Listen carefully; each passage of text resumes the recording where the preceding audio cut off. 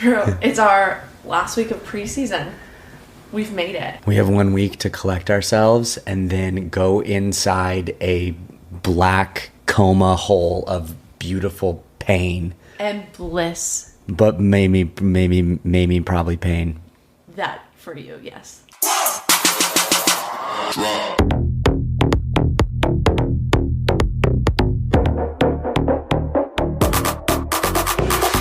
What's up, little sports ballers? Pew, pew, pew, pew. What's up? Episode 7. And guess what? We have made it through preseason, and we are so close to the regular season. I know. I don't remember. Do you remember how preseason worked when there were 4 preseason games? Was it 4 preseason games and then just straight into regular season, or was there that week gap back then too? You think I remember more than what I did last week. There is absolutely no way I could remember that. But all right, great. I would be shocked if they didn't have that week in between. I think they just started earlier. Yeah. Because you got to give them a sec with the roster cuts and everything. Yeah, because I was like, man, I just want football. But I'm like, you know what? I'm gonna enjoy this week. Are you now? Well, I'm gonna try to. Like, I'm gonna set the intention to enjoy this week. How are you going to enjoy this week? Tell me. I'm gonna try and just take one last look at my Dolphins. Maybe watch some highlights from seasons past. I'm getting emotional, and then just know that I'm really nervous for this season. So I'm just gonna try to enjoy being happy. Oh, I thought you meant like you might do things that aren't football related. That's where I was going, and then my brain was like, nope, we're gonna probably do football things. But no, I mean, I don't know. What are you going to do this week? What am I going to do this week? To bring happiness. Yeah. Our friend Presley has a show. Yep, so Thursday night. See that.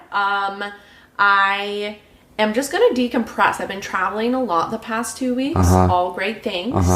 My brother and sister-in-law, they're having a baby. So I went to go visit good old Colorado. Yeah. Again, because we were in training camp the week prior. So I practically live there. It's fine. But yeah, I'm definitely going to take this week to decompress. I did remember one thing I am going to be doing specifically on Sunday, my last Sunday without football. My girlfriend Emily, another Emily, shout out Emily. Shout out Emily. Her parents are going to come into town, and so on that Sunday specifically, we're going to I think we might go to the Melrose Trading Post. Cute. And then which is like a farmer's market. Yeah.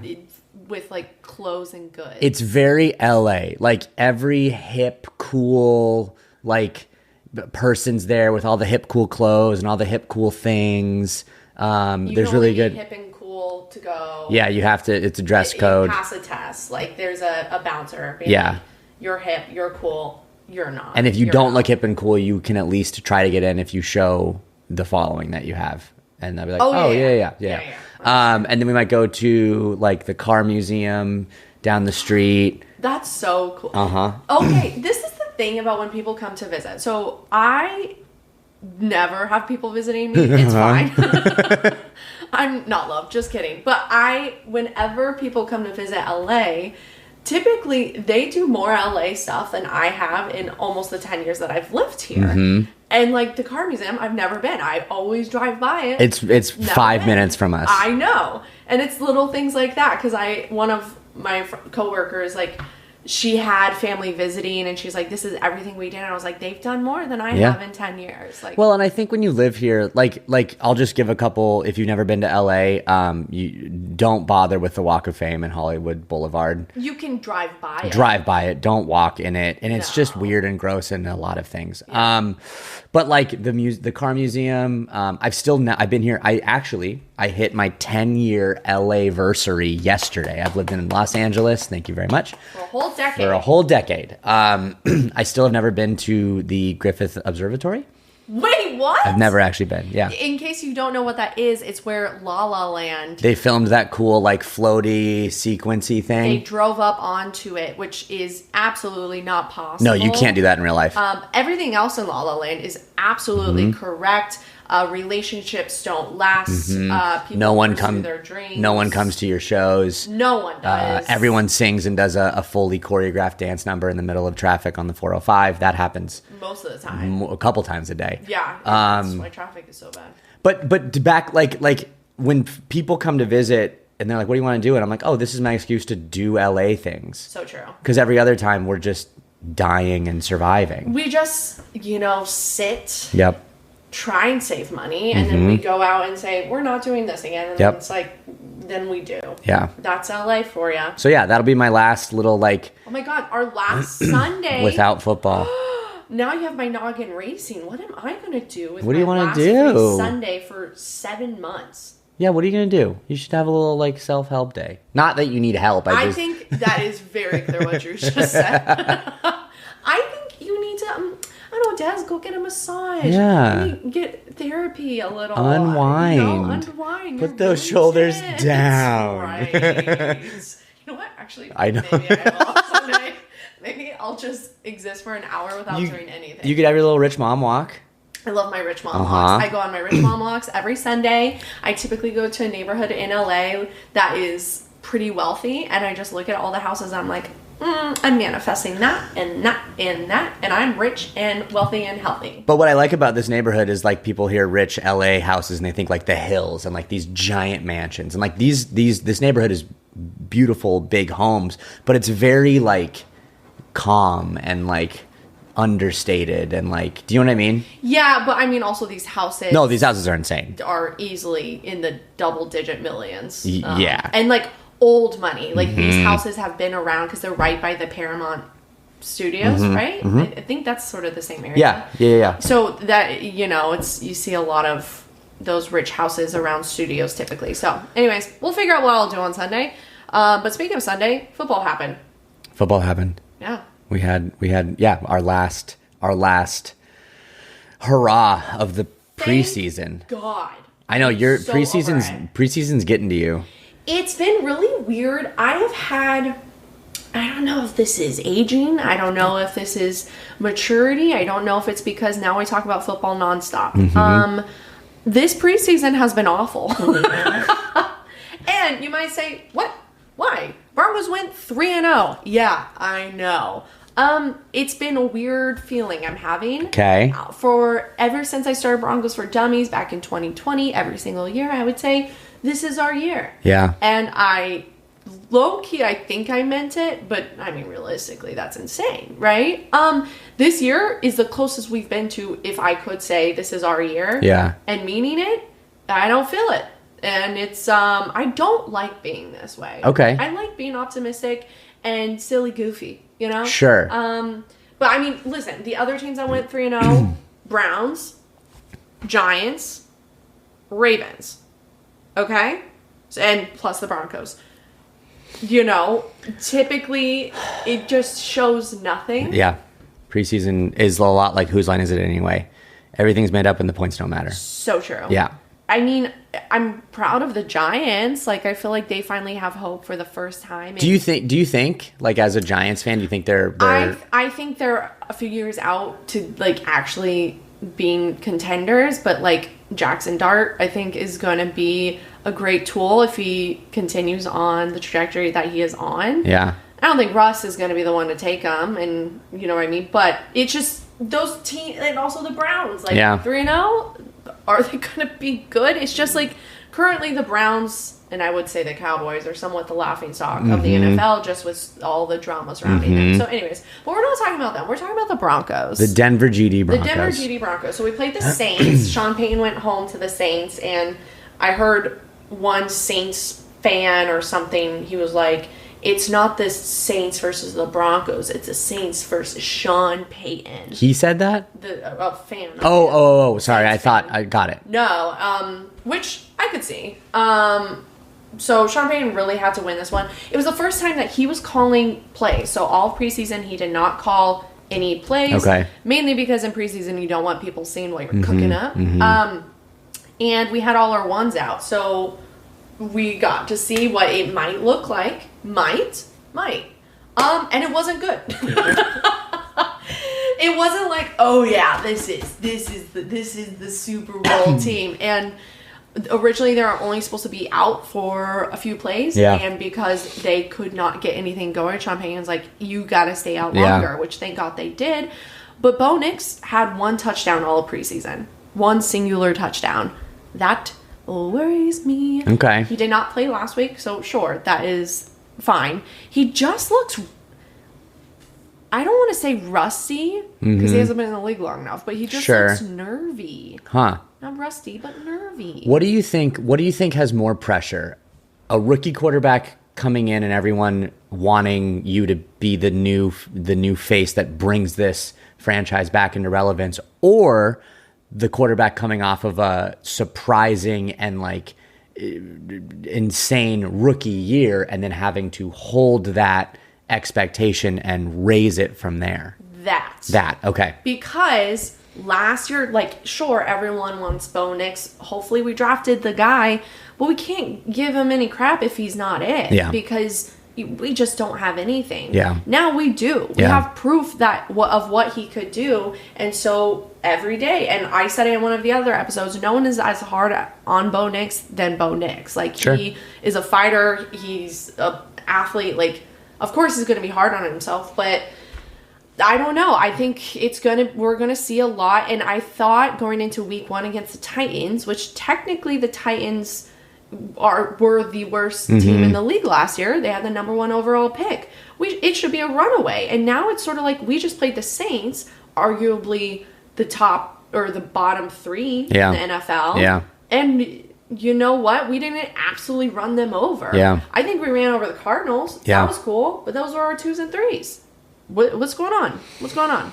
So, I don't know. Those are my thoughts, and I don't like being this way. I want you guys all to be like, Dez, shut up. And I'll be like, you're right. Dez, shut up. Thank you. You're welcome. I need to be shaken a little because I don't like feeling this way. I just want football to start and then start to be like, oh, okay, this is a valid feeling or this is not, you know? I do, and I think you cannot, no matter what feeling it is, elation or I want to walk into the ocean, all feelings are not valid while you're experiencing football. Do you know what I mean? Well, that sounds like something my therapist would tell me, and then I would say, no, Lindsay, you're wrong. You just dropped Lindsay's name. I love Lindsay. We're practically best friends. Which is a super healthy thing to have with your therapist. Yeah, it's not good. It's fine. Everyone's my best friend, and when they listen to me talk, that's like my Achilles heel. So I'm like, Drew, you're my best friend. And he's like, I know I have to listen to you all the time. Just speak at me. Well, what else is funny, and this is coming up, and we'll get back to the Broncos, but like Dez does all of the editing for all of our clips and stuff. And so like I'll be gone throughout the day and Des will just be editing and listening to my just like droning voice for hours. And then I'll show up and be like, Des, I haven't seen you in forever. And she's like, shut up. I'm like, I've been around you at your face for so long. I don't want to hear you talk. I think that you're so right. That has been it because every time you see me, you're like so happy. And I'm like, leave me alone. Literally, my life is you right now, and it needs to not be. So, gotta really figure that out. Anyways, so Knicks, the couple of takeaways from this game. Him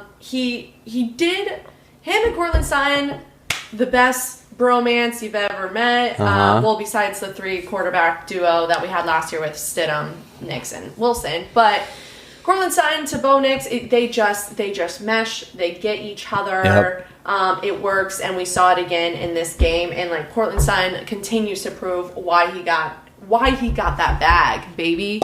He was so good. Super stoked. And then Jarrett Stidham did not play at all this game. Yeah, what's going on with that? So because I know everything and because I'm always right. Typically, that means that we've seen what we needed to see with Jarrett Stidham, right? We saw he had an insane preseason. The first 2 games he played, if he played that last year, we don't know if Bo Nix would have been the starter. Who knows? So he sat out. Let's see Sam Ellinger. No one will ever know. Sam doesn't know. Sam doesn't.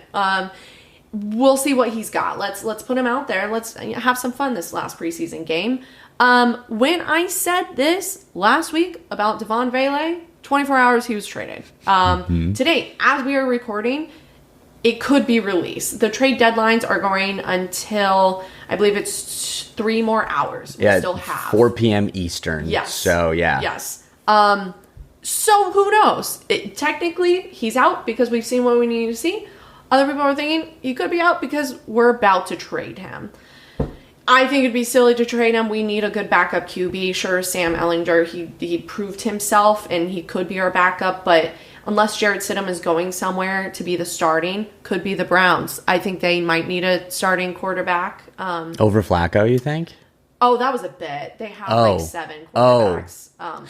We just were talking right before recording about how good we are at like reading each other and going off of each other that time.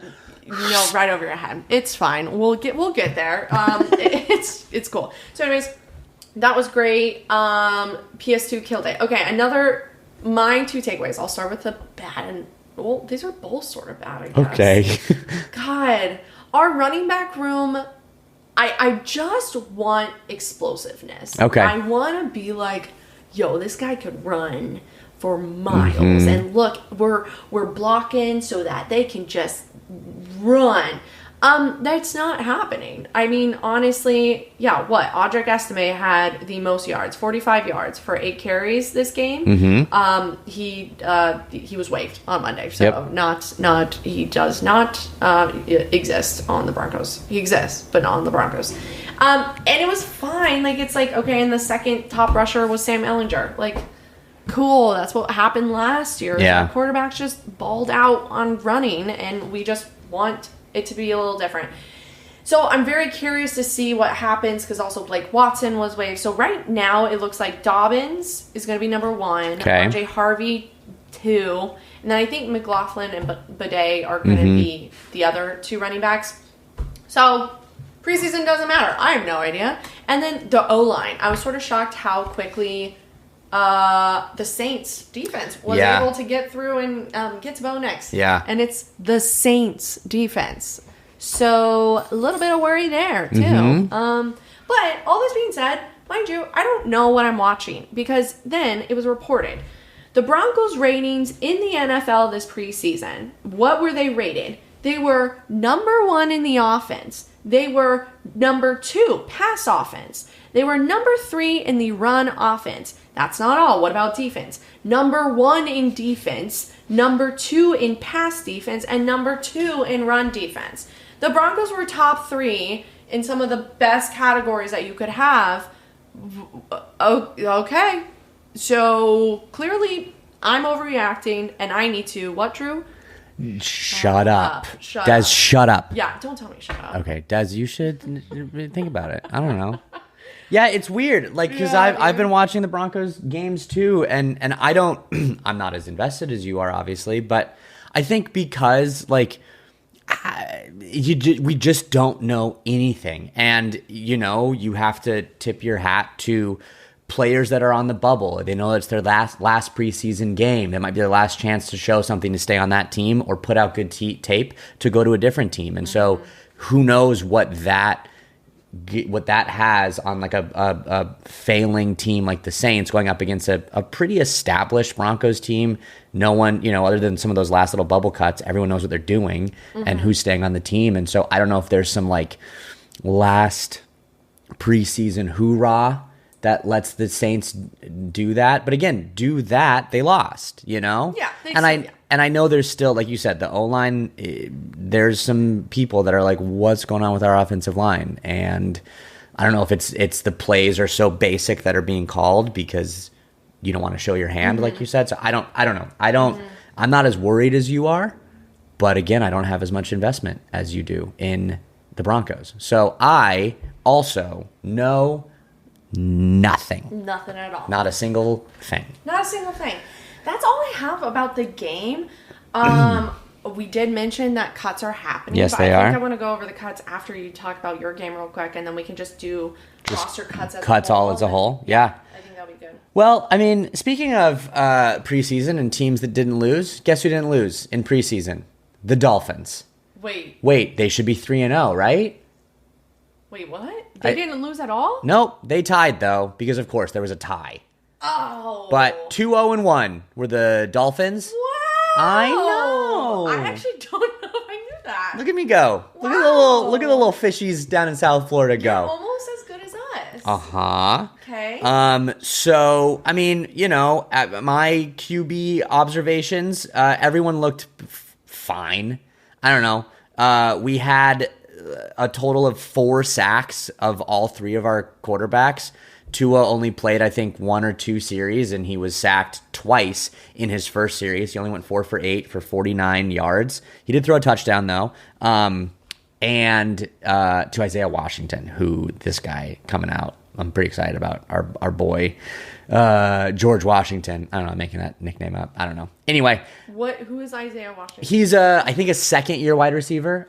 Okay. But he's people are like, oh, wow, he kind of, came up this year up the depth chart, and some other players, some wide receivers that we thought were probably pretty good. Actually, a couple of them were waived and released this today and yesterday. So nice. That was interesting. Nice. Zach Wilson. You do not like him. It's not that I don't like him. I think I have so much investment in our backup QBs because Tua is the way that he is. And so Zach Wilson, I wanted someone to just be like, oh my God, look at this backup QB. Zach Wilson looked fine. Quinn Ewers looked fine. All of them just seem indecisive, holding the ball too long. Their throws, it seems like every time I was watching, they were throwing the ball to the ground. I don't think you're supposed to do that. You're not supposed to do that. It doesn't. Once the ball hits the ground, when the quarterback throws it, plays dead. You can't do anything with it. It's dead. Okay, yeah. So do they know you're not supposed to do that? I think McDaniel is probably going to hit that this week to clear it out with them. Yeah. I think that'd be smart. So, but I mean, look, as of now, Zach Wilson is our backup, and then Quinn Ewers is our third string. Ewers. I cannot hear you say the name. It's like a reflex. Like I have to say Ewers. It's our bit. It's our new bit. It's Ewers. I hate it. So much. So yeah, I mean, I don't know, whatever. I think similar to you, I'm just like, preseason happened, and we'll see what happens during the regular season. Uh-huh. So, what I am really excited about, speaking about running backs, our running back room, if everyone stays healthy, could be really, really cool. Ooh. Ollie Gordon II. What was his name? Ollie Gordon. Ollie, I really like that name. He 6'1", 225, and just a bowling ball.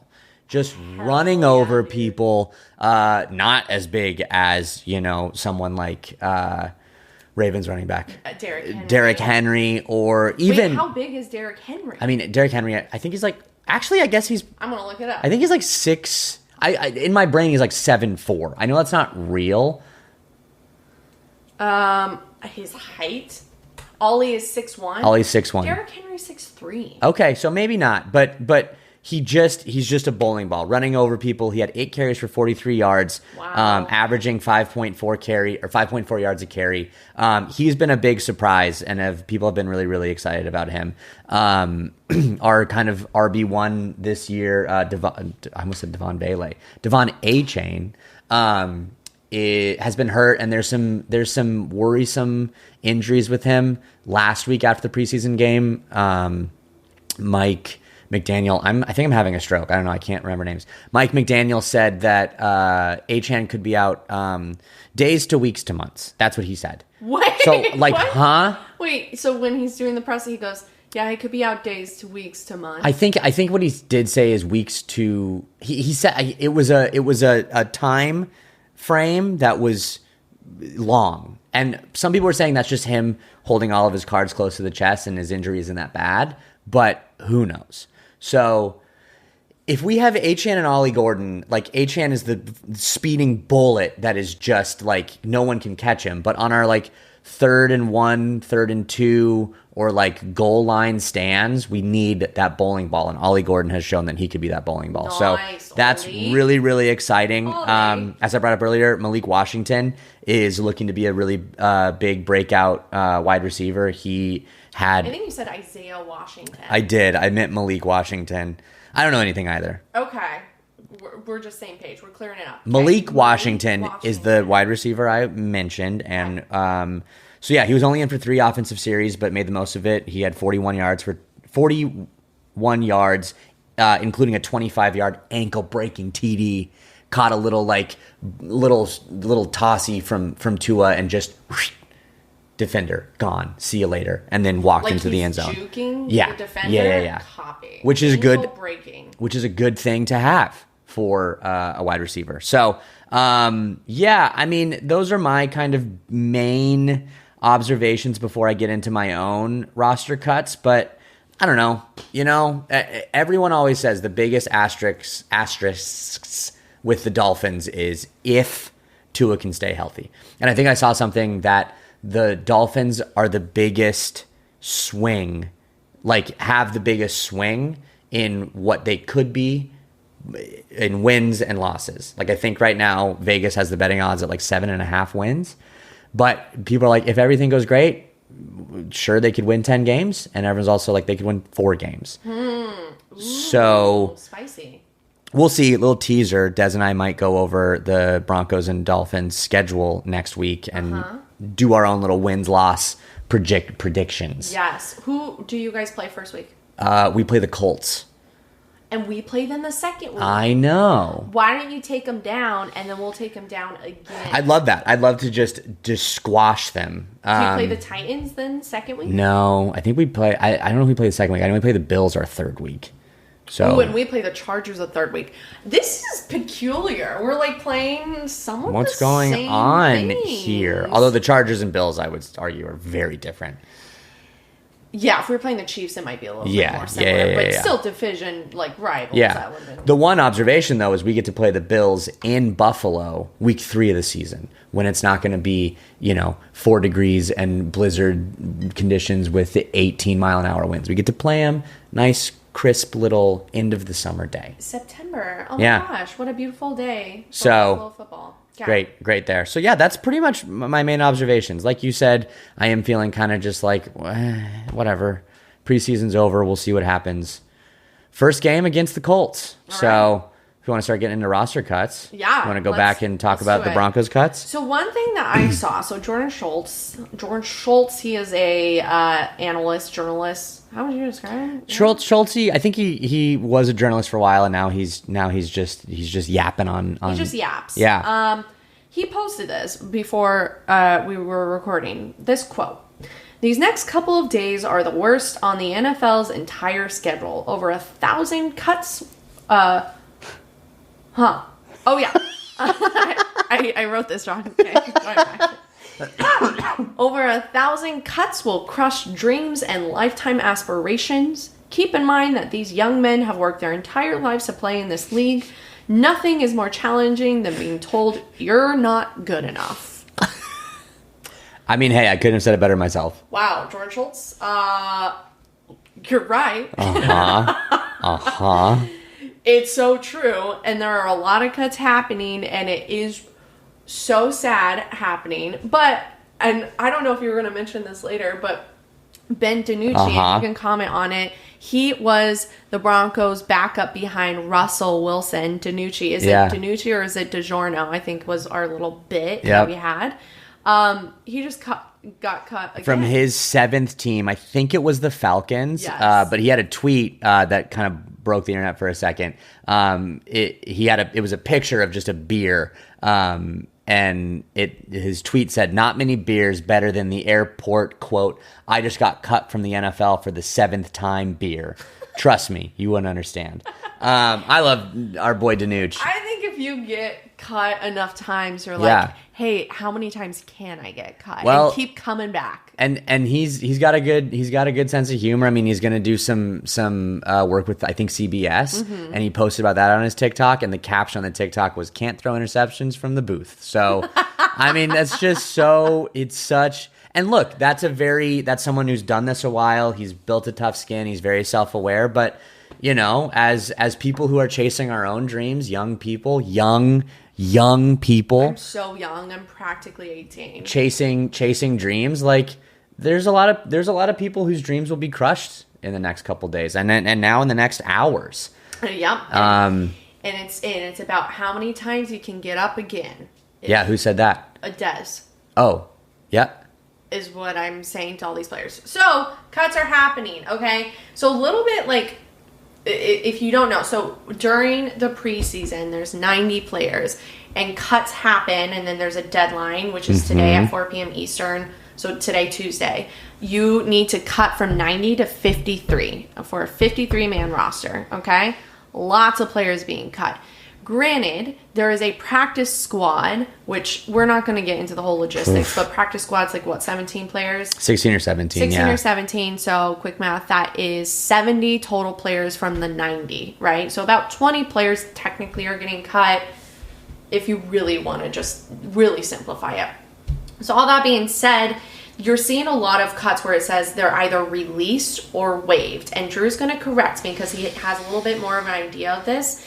But when you are released, you're under I've already forgotten. You're under a 4-year contract. Other way around, waived. Oh, yeah. Okay. So being released is you're not a rookie? You haven't been playing so players who have played less than 4 years, when you get picked up, there's like a rookie contract and it's 4 or 5 years. So if you're under that 4 years, you get waived. You waive. Okay. Because then you go on something called the waiver wire, and another team can just claim that entire contract. Okay.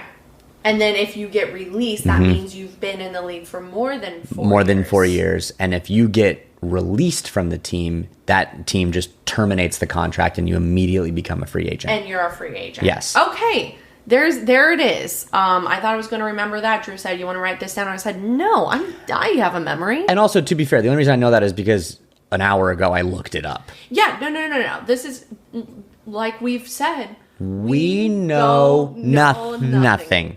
Is what we said. So thanks for tuning in every week. Yes. So a lot of these, I'm not shocked by. Like, for all the cuts, there's nothing groundbreaking quite yet. I would say the most groundbreaking things that we've seen, Audric Estime was waived, so under that 4 years. So someone can pick him up, or we can bring him on the practice squad. Damari Mathis, cornerback. He had a couple of pretty good games last year, but our cornerback room is so deep now that, especially with Jahdae Barron, like, we just have a deep room in that. And then also Blake Watson. I wasn't surprised by Blake Watson. Like, he's good. Yeah. But it's just, we have J.K. Dobbins, R.J. Harvey, McLaughlin, and Bidet, I think, are going to be those 4. So nothing too mind-blowing yet as far as the Broncos. We sort of mentioned there might be rumblings of Jarrett Stidham. Something happening there. I highly doubt it. But I doubted that Vele would happen. So who knows? We might finish this recording and I'll get on my phone and it'll say hello. I mean, to me, that would be like shocking. Yeah. So nothing too crazy in the Broncos world. I may be missing someone that someone was like, oh my God, no, Garrett Nelson, I loved him. And I'm like, yeah, okay. Which, not downplaying any of this, remember?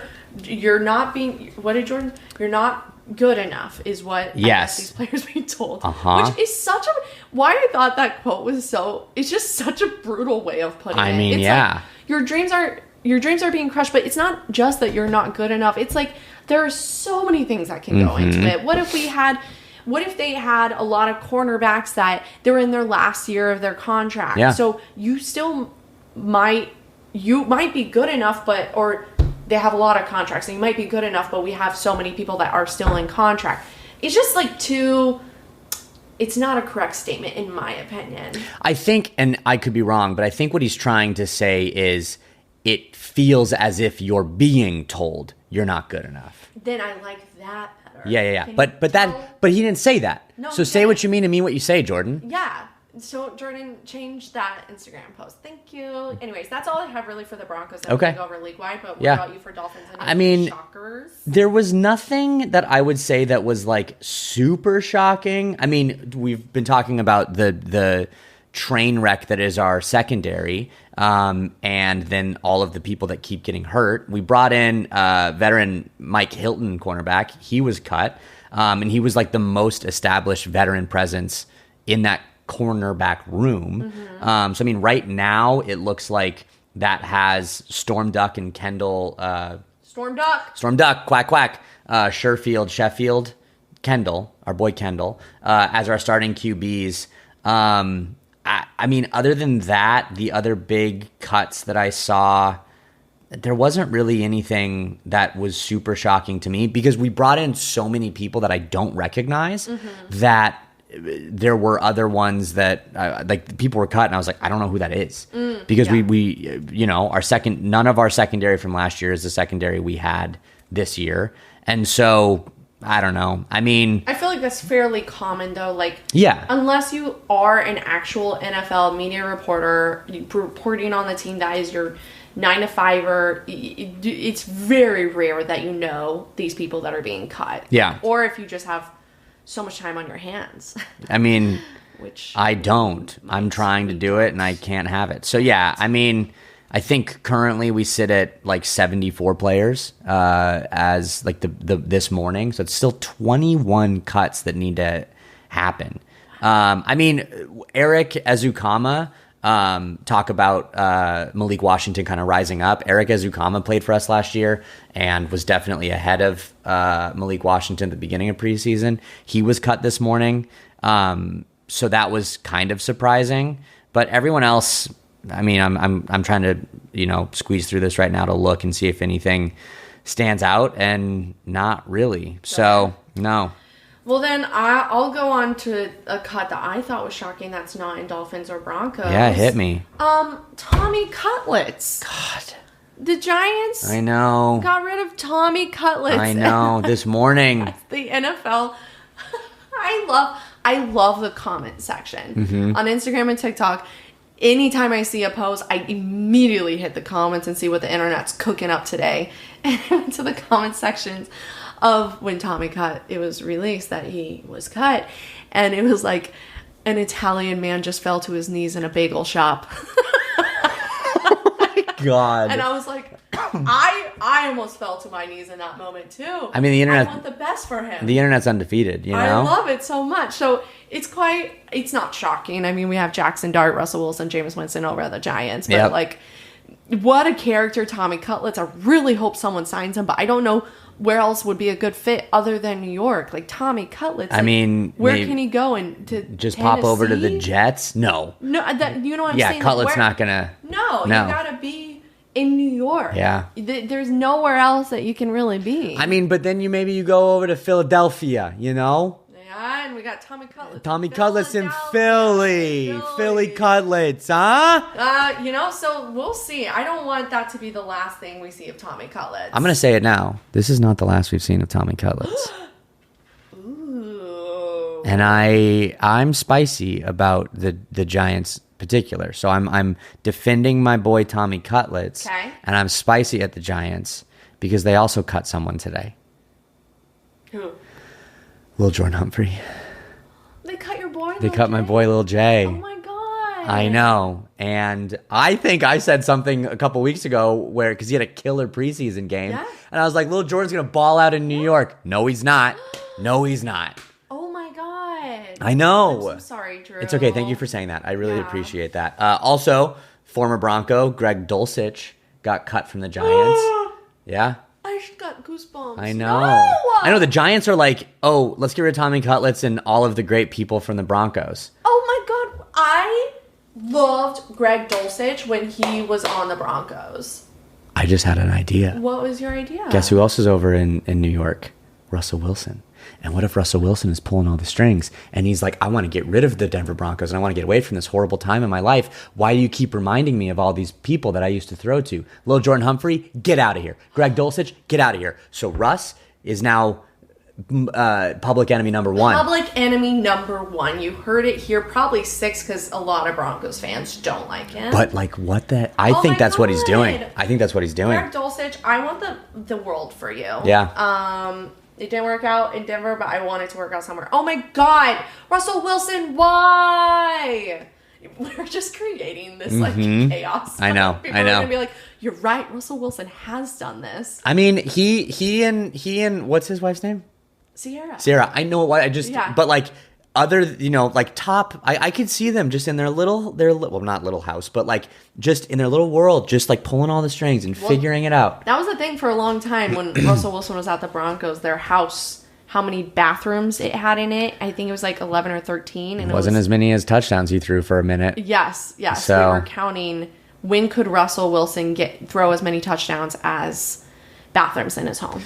Well, he's sitting in one of them. Well, not anymore because he doesn't live in that house. But he's sitting in a bathroom just cooking up all the ways to break sweet former Denver Broncos players' hearts. We will be playing him. Yeah. If he starts, we're finally going to play him. Crushed him into the ground. I know, because last year we couldn't because he was like I think it was like his rib. My rib. I ate too many spicy Subway sandwiches. Oh my God, you are not feeling Russell Wilson today. Russell Wilson. And also, speaking of former Broncos players, we've been slowly working our way through Hard Knocks. And Des was like, "Oh, KJ Hamler," because he's on the Bills through Hard Knocks. Yeah, cut. The Bills cut KJ Hamler this morning.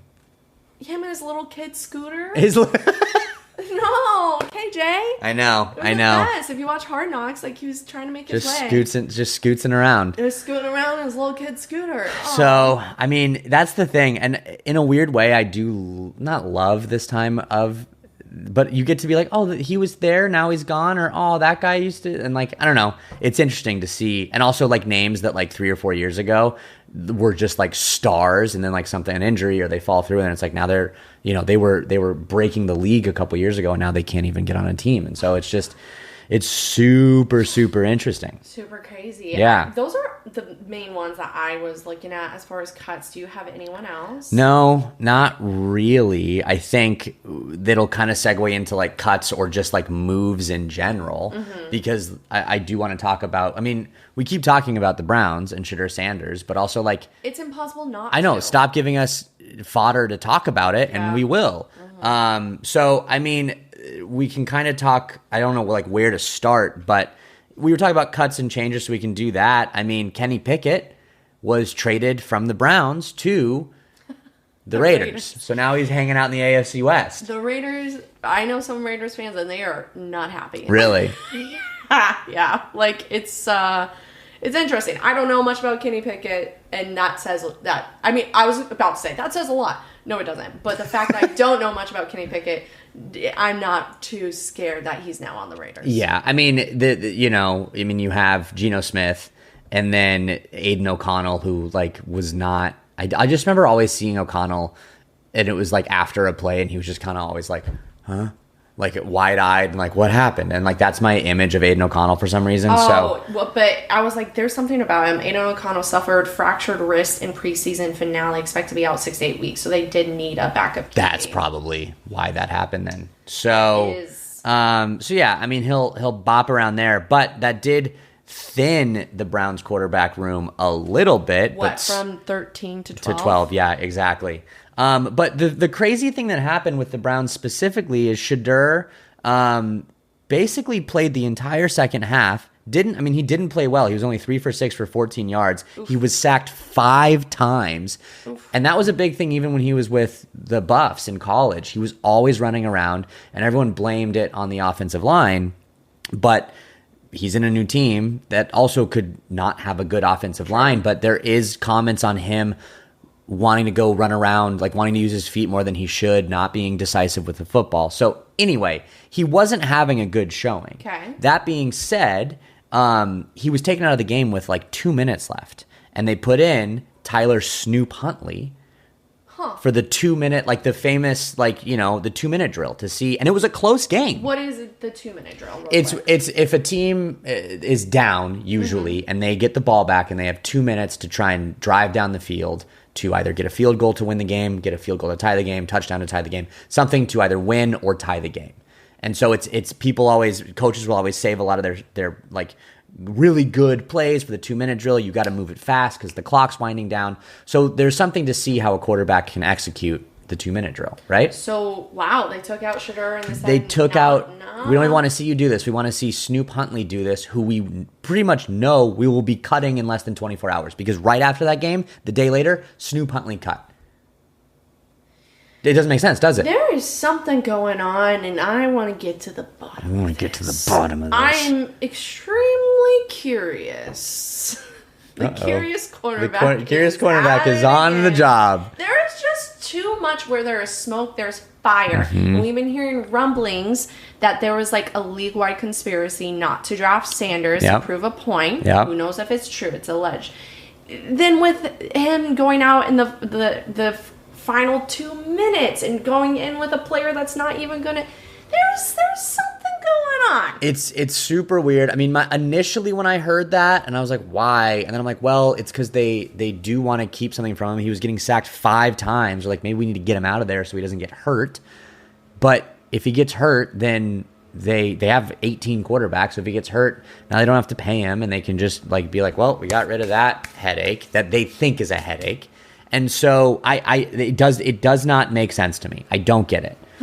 What's the rumblings like? What are Browns fans saying? Like, do they want Shedeur? Like, from what you've read, I think it's a mixed bag. I think some people want Shedeur just because he is a bright face that shows future and promise and swag and like personality, something that they haven't really had in a while. You know. But then I'll be honest, he hasn't put out good tape. He hasn't had a great preseason. But you also have to look at how much of that is him not being given the opportunities to have a good preseason, you know? He only played 2 of the 3 games. He didn't play a second game because he had an oblique injury that he sustained during practice. And so, I don't know. You get rid of Kenny Pickett. So in my brain, if I can remember correctly, the QB room stands at Flacco starting. And then Dylan Gabriel is most likely the backup. And then you have Sanders third. So, because Pickett's gone, Watson is, I don't know, don't care. I know, but he's not going to play this year. I know. With an Achilles. So, you have 3 QBs. I think that is where they're going to stand. And then it's just going to be a matter of if Flacco either plays horribly or gets hurt. And then if Sanders has had good practices, they want to see what they have. I would be shocked if there is a world. I wouldn't be shocked if there's a world where we see Flacco, Sanders, and Gabriel all start a game for the Browns this year. I just take this moment and say, hey, Browns fans, I'm so sorry. I'm so sorry. It seems like a disaster. You know what this is like, though, this quarterback carousel disaster, though. Oh, quite. Oh, yeah. Like, I mean, the Broncos had the most quarterbacks in the amount of time. Like, I get it, but never at one time was it this insane much hubbub. But, my God, it was a new quarterback every single year, if not 2 to 3 in one season. Yep. So, Browns fans, I get it. Yeah. I get it. You're going to get through this. So. I bet you are. Speaking of a disaster, as far as teams, one team I want to stop talking about, goddamn Cowboys. You hate the Cowboys. I'm so tired because last week we spoke about how Jerry Jones want the Cowboys to be like a soap opera so people talk Stirs about it up. And I'm like, God, you're right, Jerry Jones, we're talking about it. But I hate talking about it because you're just so frustrating. The leaf blower's right outside, so this is so great. I don't know if you guys. It's Jerry. Jerry's got his pockets and everything. Well, no. Why would he do that? He wants us to be talking about it. Yeah. So now it's like whatever. Joke's on you, Jerry Jones. So Micah Parsons still not signed to a contract, which I get. So the rumblings out there is that Jerry Jones does this a lot with players. He doesn't sign until the final moment. And it's like, oh my God, they're blowing at this our is. door. I'm almost debating just being like, hey, we're good with the leaves right here. Pause, because it is outside our door. I don't think we have any leaves out there. There's nothing out there. Okay, well, we're just. What are they gonna blow? The chipped paint off of our door, the only door they didn't paint in our complex. Side note, while this is going on, let me just rant about that for a second. There's like 7 or 8 units in our building, and we have a wooden door. I have to talk over this leaf blower. Hear you. We have a wooden door, and then we have a metal door that is on the outside of that. And some lovely people came, painted every door except ours. He's like really upset about it. But I'm glad they're blowing leaves. Wow. Well, we're just gonna keep going and hope for the best. I do think it's like he's just holding the button down. I think he's just holding it at the door. What's going on with the Cowboys, Des? Cool. So, thank God. Okay, so Jerry Jones is renowned for holding out until the very last minute, right? So Micah Parsons, they're going to sign him, but they're just like, no, we need to keep this going as long as we can to keep the hubbub up about the Cowboys. But where I think this is so idiotic in that you're not taking this seriously as an owner of a team is because that means Micah Parsons has not played a single game all of preseason. We sort of seen, I don't know, I was thinking about the Broncos, how the ones only played a little bit of it, and we saw in the third game that they had to stay out a little bit longer. You think Micah Parsons is just going to go out there and because of all of his years, he's going to play at top tier? No, you have to shake off the rust, shake off the cobwebs, and get into it. So Cowboys, way to go. You've already ruined your first 1 to 2, maybe 3 games with Micah Parsons. He was shown entering the stadium eating nachos. Just housing a plate of like stadium nachos. Which also is making me a little bit hungry. I know. Thinking about that. And miming a phone call, okay? Alluding to the fact that the Falcons had reportedly called the Cowboys, inquired in a trade. Also could have been saying, call me for other teams to inquire.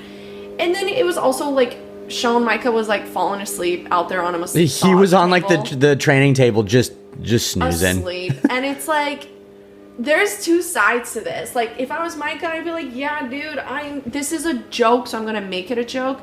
But then there's the other side of, like, what if you, like, I don't want to say suited up, but what if you, like, were on the sidelines, had it earpiece in, were fully committed and being like, look how stupid Jerry Jones is being, look how committed I am to this team. I don't know what the right answer is as someone who doesn't care at all about this in a way of she has like goosebumps. She's getting so worked up. I know.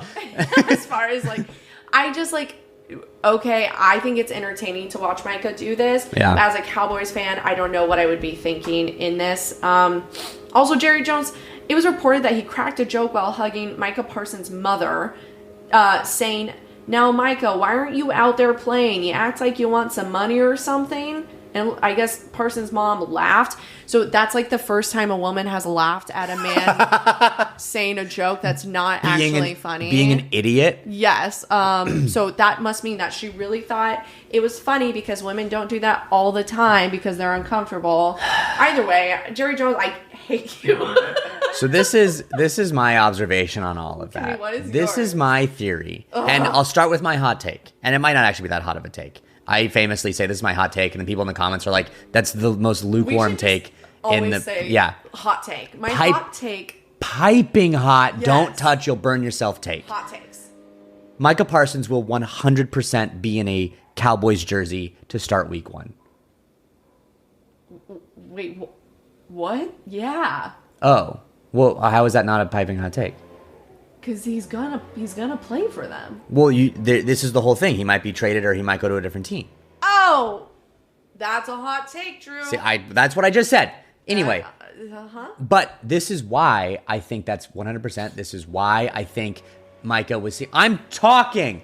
This is why I think Micah Parsons was seen making a big spectacle, housing a plate of nachos, doing the phone call, sleeping on the table, because Jerry Jones is like, hey, let's have fun with this. I'll pay you in a couple weeks. You'll get your money, but let's do what Jerry Jones loves to do and just make a big drama. So do whatever you want. Here, you want some nachos? On me. How's 2 plates of nachos? You want to fall asleep on the sideline? Let me get you a nice massage table.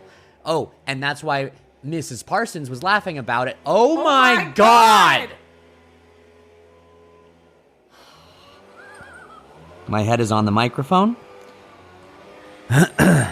Last week it was the Heat. This week they've never done on a Tuesday. There are 2 things. There are 2 things that Des and I cannot figure out after living in this place for almost 2 years. 1, don't know when trash day is. We have no idea because there's a trash truck every day. Yeah. 2, when they do. Now I will say they do a great job landscaping every week. Yeah. They clean everything up. They get rid of the spiders. There is a nightmare nest of bush spiders. And I'm my biggest fear of spiders, you guys. I'm not being dramatic when I say the spider. I'm holding up. It's probably the size of a golf ball. Yeah. It's giant, and every time it makes a web from the bush to the railway, and you have to walk under the spider web, or walk all the way around the building, in the garage, out front, back behind, if you don't want to walk through the well. Des has changed how she parks her car because... So if a spiderweb builds its layer even further onto Dez's car, it will at least be on the passenger side, so it doesn't have to deal with it. So I don't have to deal with it. I think our guy's gone. Well, who knows? Anyways, whatever. So I think Mrs. Parsons was laughing about it because she knows all this is happening, and Jerry Jones is like, let's have some fun. So that's so disgusting, Jerry Jones. I cannot stand you. Yeah. And I want to move past this. Okay. So one thing I saw that was so cute this week for after Panthers training, or I don't know, it's not training camp anymore, it's practice, because training camp is done now before the third preseason game. So practice. Yeah. So Panthers practice. The Panthers social media team went out and gave gold stars to the Panthers players. And a lot of them were so stoked. They put it on their helmets. They put it on their jersey. Some of them said, I deserve 2 gold stars. And I feel like we need to bring that back. Like, if a player does a really good job, they should get a game ball and a gold star. And a gold star. Maybe a smiley face sticker, because everyone loves stickers. Yeah. And you know what's funny? What's coming up right now? Could you in a million years picture Sean Payton giving out gold stars? Like, in a million years. And what's even funnier, we got to figure out a way to, like, just continue to rise up the sports media landscape and get into a press conference with Sean Payton and say, hey, you know, let's build up some morale. Let's, like, figure some things out. Have you thought about giving gold stars to your players and just see him explode and die on the inside? All my life goal is to give Sean Payton a gold star. Oh my God, we got to do it. After winning a game. We got to do it. Because he's notorious. Last year, after he won a game, and it was like our first game with Bo Nix. He won a game, and it was reported that he was out at sushi, and he literally sat in his car or went around the parking lot because he was angry about a win. It's just like, this man is just never happy. No. I don't know what's going on. So I thought that was so cute. That's my hot take. Is that gold stars should be given out. And maybe we'll see. Maybe the Panthers are going to be so good because they got gold stars for reinforcement. Well, and that's what I was saying, because I saw that video and I thought it was super cute. And all it did is just remind me of like when the Dolphins have been bad, and they're bad now, but like, and they would do cute stuff on their social media. And as a Dolphins fan watching, I'm like, this is cute, but they suck. Like, and it's so much more fun because like the Bills did like a spelling bee thing, and like the Bills are phenomenal. Right. And so like the Bills, and it's just like, oh, they're so cute and funny. Also, they kill it on the field, but it's like, as a fan of a team that's not good and they do stuff like that, they're like, like, it's, you know what I mean? I do. So speaking of the spelling bee, can you spell labyrinth? I can, but only be actually. Wait, do you have it up? Do you know how to spell it? I know how to spell it. Yeah, go ahead. I think, and I'm cheating because I saw the video like mere hours ago. But is it Labyrinth? You're so wrong. Oh, dude. really? You're really? So wrong. No, I don't spell good. Labyrinth.